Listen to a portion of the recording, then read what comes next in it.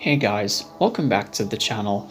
Today I'm going to be reviewing the new Slipknot album, The End So Far. So before we begin, I do have a full retrospective covering Slipknot's entire discography, so you can check that out if you want to first. As for their latest outing, being The End So Far, this album marks the end of an era for Slipknot because it's their final album to be released under Roadrunner Records. So is it any good? And was it worth all the hype? Well, in my opinion, yes, it definitely surprised me. So let's get into it.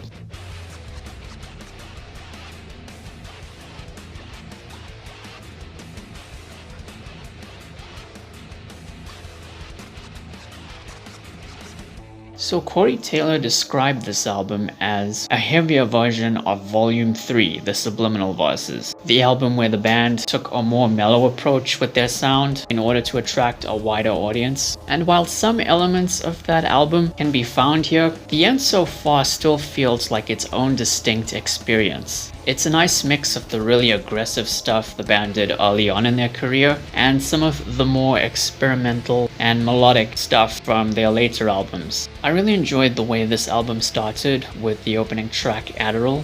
It utilizes pianos and synthesizers, and at times it feels like something out of an Opeth album. You know, it's on the more progressive side of things, and that's kind of why I dig it.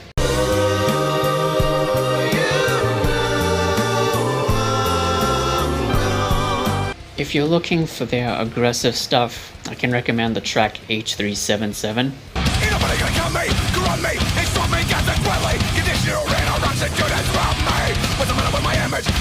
If you're looking for something a bit more atmospheric, then I can recommend Acidic.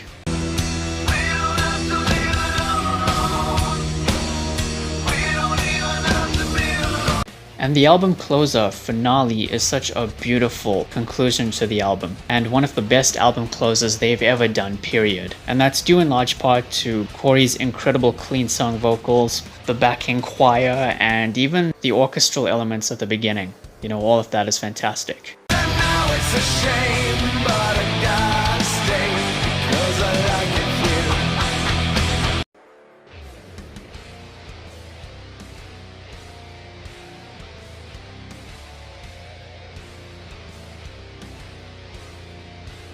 Now there's only one problem I have with the album, and it's that the first half, which is the more aggressive half of the album, is kind of monotonous and occasionally boring. And the three singles off the album, The Dying Song, The Chapeltown Rag, and Yin, are all unfortunately in this first half, and I didn't speak about them earlier because they're among my least favorite tracks on the album. And all of the tracks I did mention earlier can be found in the second half, which is the more experimental, melodic, and atmospheric section of the album, and all in all, the better half. My favorite track is H377, and my least favorite track is Hive Mind.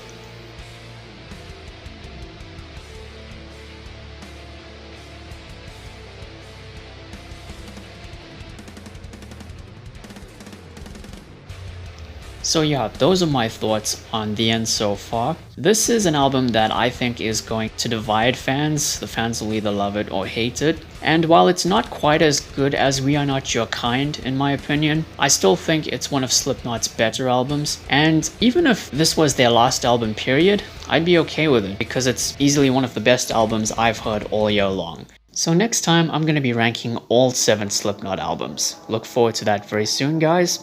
And yeah, thank you all for watching. Please be sure to like the video, share it, and subscribe. Ring the bell. Take care, and I'll see you soon.